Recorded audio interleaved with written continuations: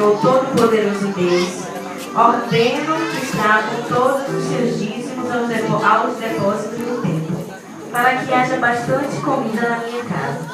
Ponha-me à prova e verão que eu abrirei as janelas do céu e farei cair sobre vocês mais ricas bênçãos. Não deixarei que os gafanhotos destruam suas plantações e as suas parreiras darão muitas uvas. Os irmãos estão com a oportunidade de trazer seus dízimos e ofertas.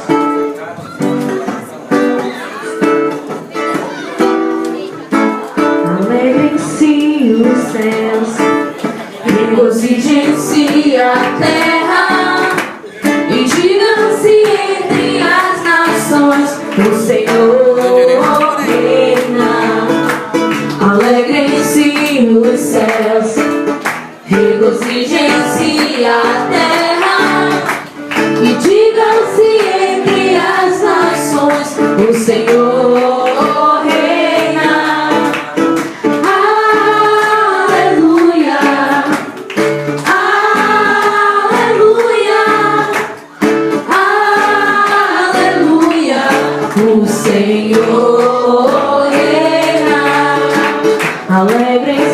os céus, regozijem-se a terra, e digam-se entre as nações: o Senhor reina. Alegrem-se os céus, regozijem-se a terra, e digam-se entre as nações: o Senhor reina.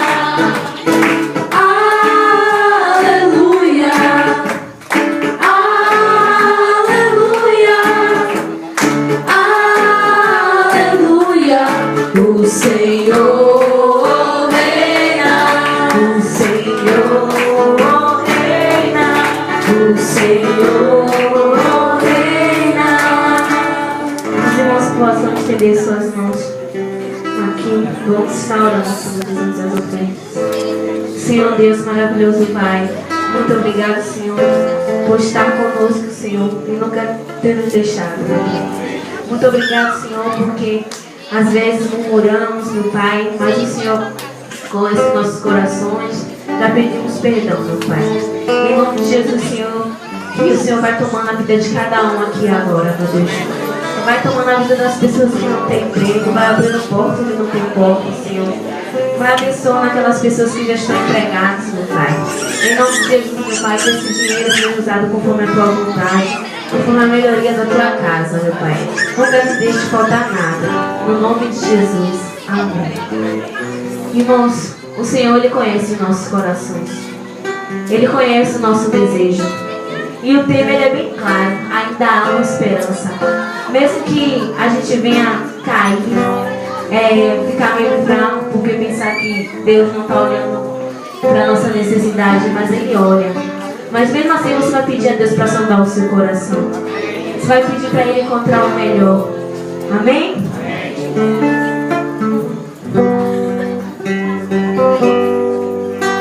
Sonda-me, Senhor, e me conhece. Quebranta o meu coração. Transforma-me conforme a tua palavra e enche-me até que em mim se ache só ti. Então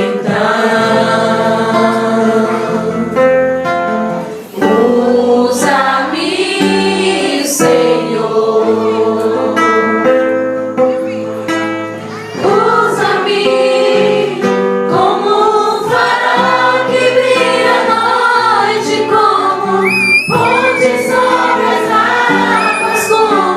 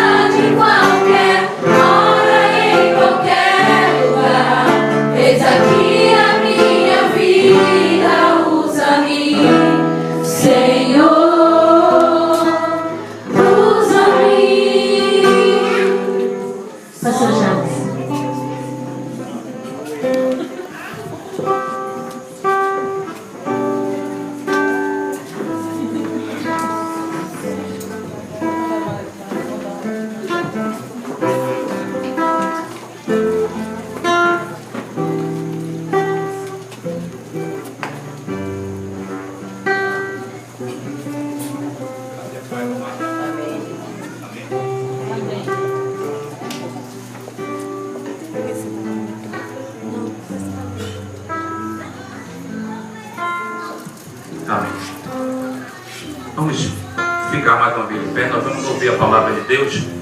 Eu quero convidar os irmãos que estão lá fora, ainda tem alguns lugares aqui.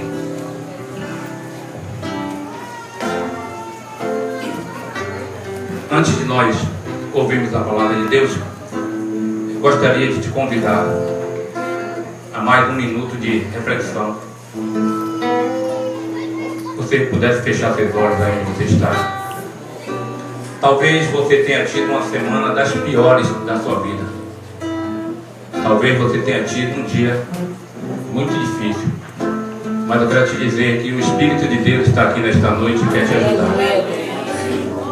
Independentemente do que lhe aconteceu, independentemente do que você fez, eu quero te dizer que o Espírito Santo, ele não se importa com isso. Ele quer te ajudar nesta noite. Então feche seus olhos. Fale com o Senhor nesta noite, neste momento. Enquanto nós estivermos louvando,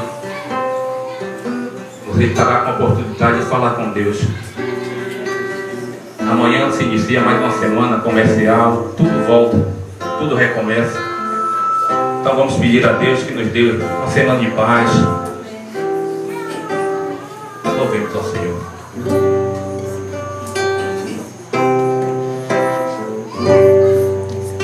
Espírito,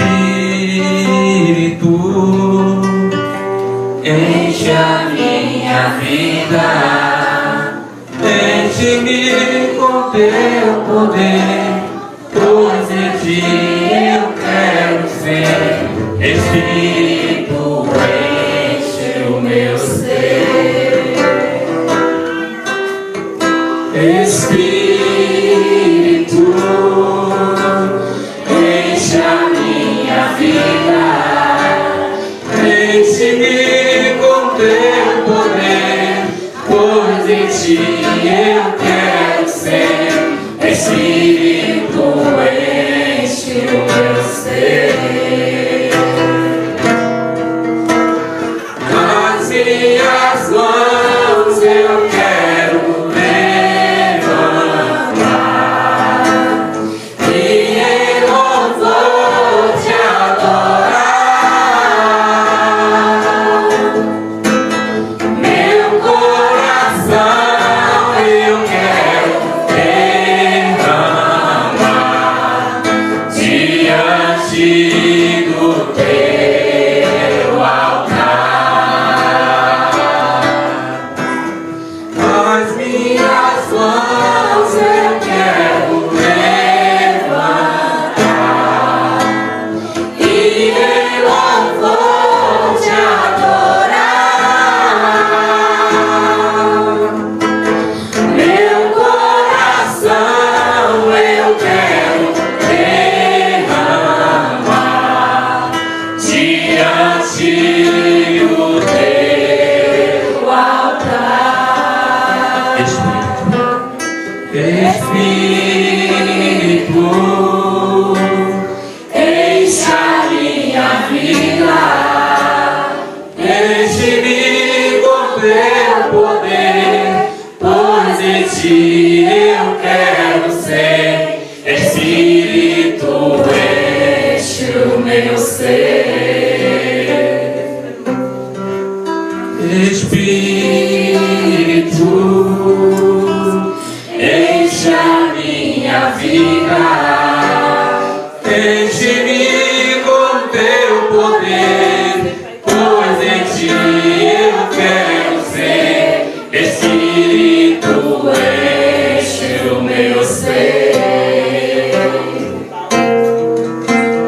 As minhas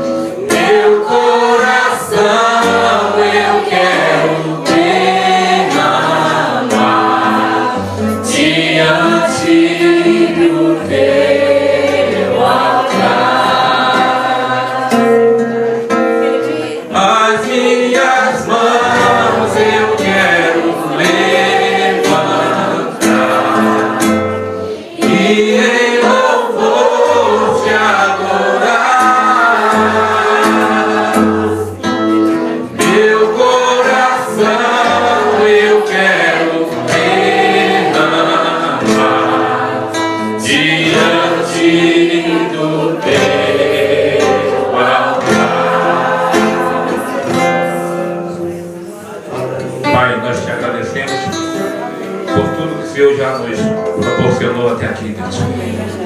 Te agradecendo, ó Deus, por cada vida aqui presente nesta noite. Te pedimos agora a tua bênção sobre a vida do teu filho, do nosso irmão Júlio, que irá ministrar a tua palavra. Mais uma vez, ó Deus, que a tua igreja seja abençoada por ti. Deus, em nome de Jesus, usa o teu filho para falar aos nossos corações nesta noite. É o que nós te pedimos, em nome de Jesus. Amém. Professor.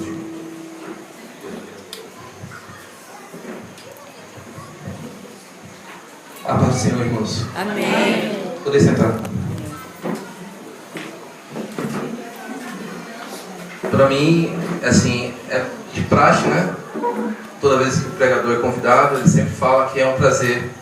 Mas acredite quando eu digo que realmente para mim é um prazer estar aqui, é uma oportunidade para mim única, né? Eu sei que Deus teria no mínimo aí uns 7.000 homens muito melhores do que eu para estar aqui, mas aprove a vontade dele que eu estivesse, e eu sou grato a Deus por Deus, pela oportunidade que me deu e pela igreja, né? Que está me recebendo, né? Primeira vez, terceira vez que eu venho aqui, né?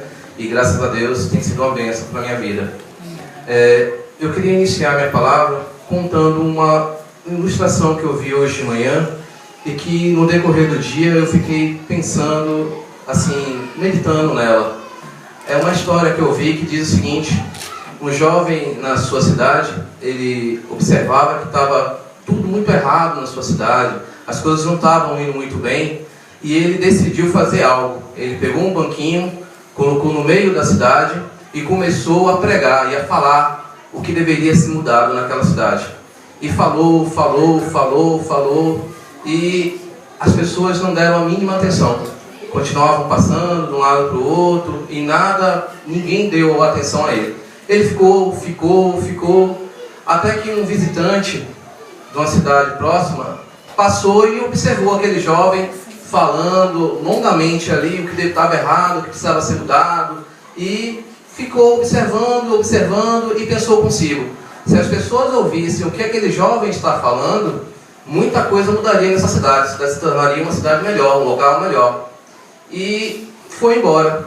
Passados muitos anos, aquele visitante voltou na cidade e observou que estava ali no mesmo lugar, o que não era mais um jovem, né, já um homem, falando as mesmas coisas para aquela cidade, o que estava errado e o que precisava mudar. E aí, terminando a sua palavra, esse visitante procurou o jovem e disse para ele: olha, você já está há tanto tempo falando a mesma coisa e nada mudou aqui nessa cidade. Você não está cansado, não? O jovem olhou para ele e respondeu: olha, se eu não consigo mudar essa cidade, uma coisa eu te digo, ela também não vai me mudar. E neste ano, nesse aniversário, o 8º aniversário dessa congregação, eu tenho certeza que o mundo e o diabo têm colocado essa frase para essa igreja: vocês estão há 8 anos aqui e nada tem mudado, continua tudo aqui próximo, né? E é o meu desejo nesta noite é que vocês digam como este jovem disse para o mundo e para o diabo: nós estamos aqui há 8 anos com as mesmas convicções, com a mesma força, com a mesma fé, e vamos continuar até que tudo mude, até que toda a situação mude, até que a gente possa perceber essa rua uma rua melhor, esse bairro um bairro melhor, essa cidade uma cidade melhor. Amém? Recebam, porque é uma palavra que eu achei assim de muita importância e forte. Vamos abrir nossas Bíblias, o nosso tema, Salmo 62, verso 5. Anima-te, ainda há esperança. Um bom tema. Salmo 62, verso 5. Quem achou? Coloque de pé em referência à palavra de Deus. Amém. E diz assim: ó minha alma, espera somente em Deus, porque dele vem a minha esperança. Amém. Glória a Deus. Podem sentar. Como é de costume, toda vez que eu leio um versículo, tem sempre uma palavra que me chama a atenção. E eu procuro sempre, mesmo sendo uma palavra conhecida, eu sempre procuro o significado do dicionário para ter um entendimento melhor. E a palavra que me chamou a atenção nesse versículo é esperança. E esperança diz o seguinte, o dicionário: ato de esperar o que se deseja. É o que o dicionário fala sobre esperança. Mas, ao contrário de esperança, seria o quê? O desespero. E eu gostaria de começar falando sobre desespero. O dicionário define desespero da seguinte forma: uma aflição extrema. É assim que o dicionário define a palavra desespero. Eu tenho certeza que os irmãos veem nos telejornais e às vezes têm a oportunidade de ver pessoalmente a situação que anda a saúde de um modo geral, na cidade, no estado, no país. E ao procurar um hospital, necessitando de um serviço público, a gente tem assim, um choque de realidade muito grande e percebe o que é a palavra desespero. Eu tive recentemente a oportunidade de ver isso através de um acidente que aconteceu com minha mãe e a gente teve que procurar. E eu me vi naquele local, em alguns hospitais, assim, a visão clara assim, do desespero. As pessoas procurando algo, procurando um mínimo de esperança e não conseguiam encontrar. E você perceber nos olhos daquelas pessoas um desespero, uma aflição extrema para uma coisa que seria básica. O mesmo ocorre nas nossas delegacias, né? Eu sempre chamo a atenção de minha esposa e de outras pessoas que estão comigo, quando você vê um telejornal e geralmente o repórter vai entrevistar a mãe do bandido. Normalmente ela está em desespero, um desespero extremo. Porque por mais bandido, por mais atos falhos que aquela pessoa tenha cometido, não deixou de ser o filho dela. E a gente pode observar esse desespero.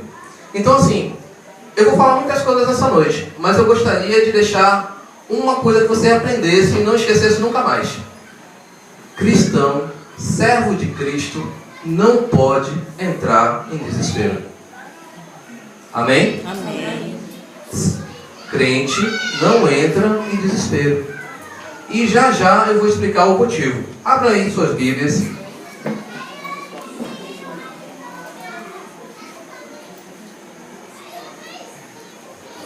Hebreus 11, verso 6.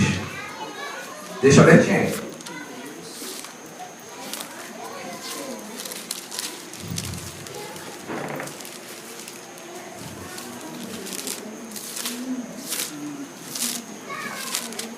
O ímpio,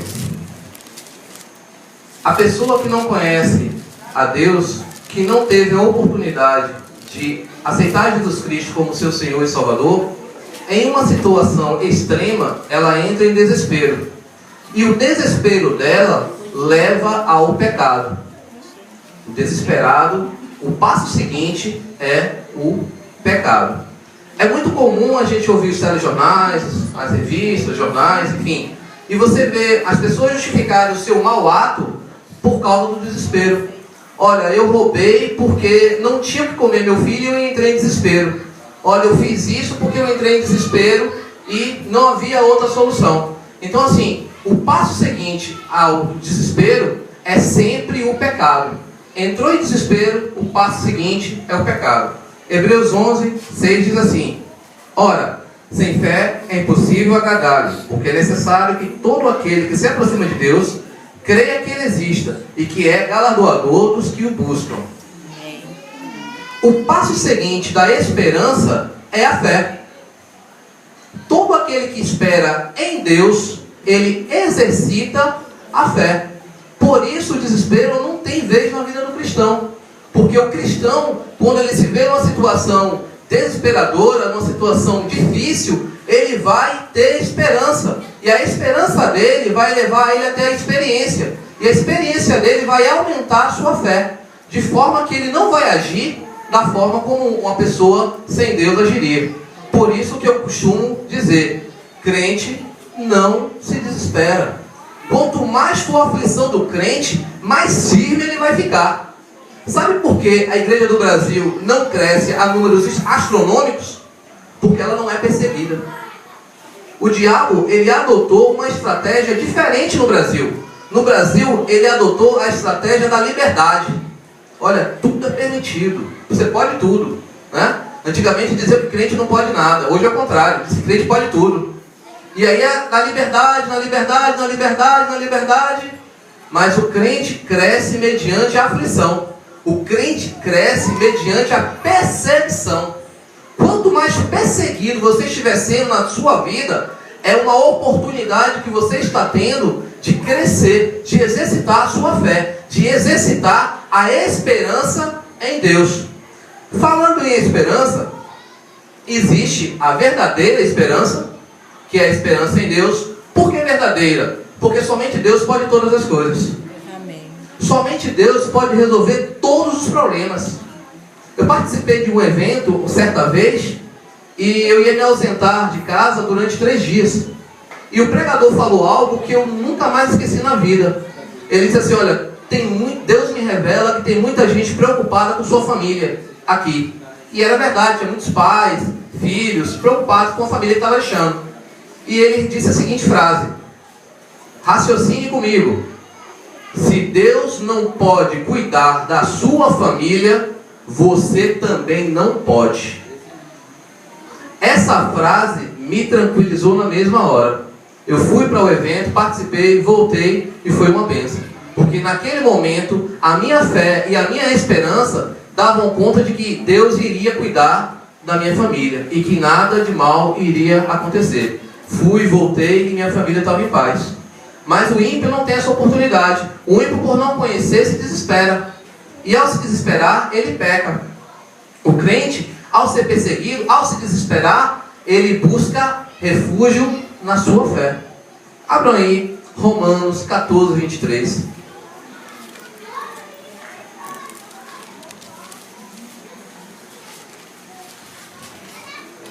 Romanos 14, 23.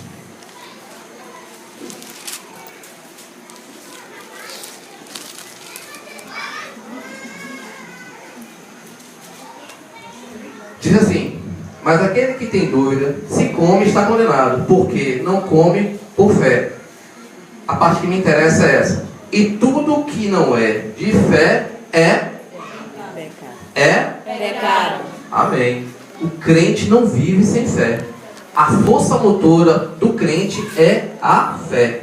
Existem 3 forças motoras para o crente. O crente tem 3 poderes aqui na terra. Ele tem a fé, a esperança e o amor. Esses 3, no futuro, somente o amor ficará. Mas enquanto estivermos na terra, nós vamos precisar da fé e da esperança. Porque a esperança é em Deus, que Deus vai suprir, que Deus vai fazer. E nós temos uma retaguarda, nós temos a promessa dele de que nada vai faltar. Abram aí Salmo 20, verso 7. A primeira parte que me interessa. Essa é a fé verdadeira. É verdadeira por um motivo muito simples. Porque é a fé que resolve. É a ação que resolve. Você tendo fé, tendo esperança em Deus, vá por mim, você nunca vai se decepcionar. Porque Deus, ao contrário de mim, é perfeito. Deus, ao contrário de mim e de todos nós, pode estar em todos os lugares ao mesmo tempo. Deus, ao contrário de mim e de você, conhece profundamente cada coração. Então, se você confiar em Deus, se você esperar em Deus, se você aplicar a sua fé em Deus, você não vai se decepcionar. Mas existe a fé falsa. É essa que a gente vai ver agora. A fé falsa diz assim, ó, Salmo 20, verso 7. Uns confiam em cavalo, em carros, outros em cavalos. Mas nós faremos menção do nome do Senhor nosso Deus. A falsa confiança, ela vem a partir do momento de que a esperança daquela pessoa é depositada em coisas vãs, é depositada em riquezas, é depositada no dinheiro, é depositada na influência que ela possa ter, é depositada na influência que alguma pessoa que ela conhece possa ter, é depositada na sua vigor físico, ou na sua beleza, enfim, em várias outras coisas. Mas todas essas coisas são falhas. Quem deposita a sua esperança nessas coisas tende a fracassar, tende a cair, tende a derrubar e não se levantar. Porque são coisas vãs, são coisas fáceis, são coisas temporárias, são coisas que não vão subsistir. Amém? Continuando ainda no Salmo 20, verso 8, diz assim: uns curvam-se e caem, mas nós nos levantamos e estamos de pé.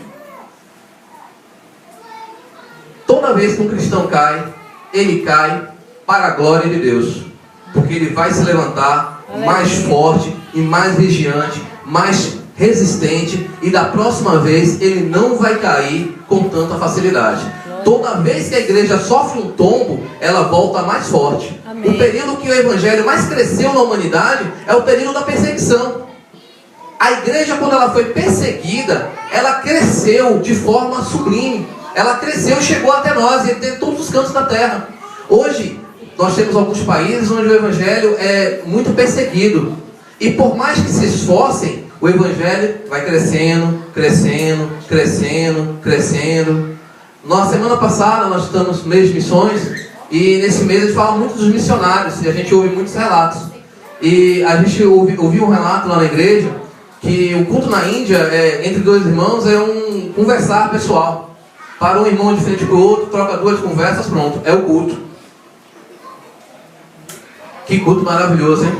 E nós temos toda uma oportunidade de estarmos aqui, comemorando 8 anos de liberdade, 8 anos de vitórias, 8 anos de quedas, 8 anos de dificuldade, mas que o Senhor em momento nenhum nos deixou. O Senhor em momento nenhum nos desamparou. Amém? O verso 9 diz assim, Salmo 20: salva-nos, Senhor. Ouçam-nos, ó Rei, quando clamamos. Está aí o segredo. Está em dificuldade, está passando por luta, clama a Deus. Clama a Deus. Leva a Deus toda a sua queixa. Leva a Deus sua dificuldade. Coloque diante de Deus tudo o que você está passando, porque Ele vai lhe confortar, Ele vai lhe dar uma palavra, Ele vai lhe ajudar, e no tempo dele vai entrar com uma providência, e aquele seu problema vai se tornar nulo, inútil, zero, nada. Só para vocês terem uma ideia do que eu estou falando, eu estava com um problema